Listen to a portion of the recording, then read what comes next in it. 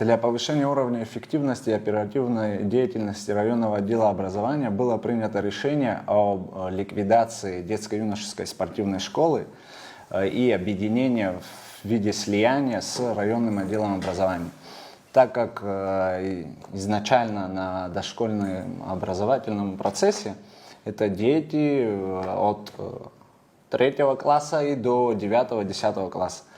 И для того, чтобы мы могли скомпонировать их всех и для удобства тех же тренеров и во избежание всяких вот этих мероприятий бумажных, так скажем, да, бюрократических, согласование с отделом образования, согласование с отделом молодежи, согласование с Министерством просвещения, было принято решение соединить эти организации для повышения качества уровня спортивного образования в районе.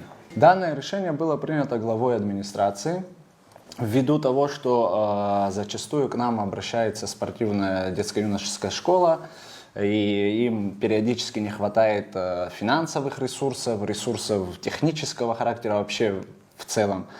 И ввиду этого было принято подобное решение.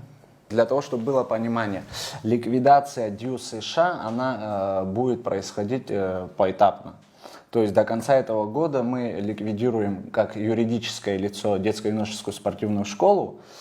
И с 1 января 2024 года спортивная детско-юношеская школа будет уже работать внутри отдела образования. То есть там, в принципе, процесс работы внутри самой школы не меняется. Единственное, что будет общая бухгалтерия, будет общий бюджет.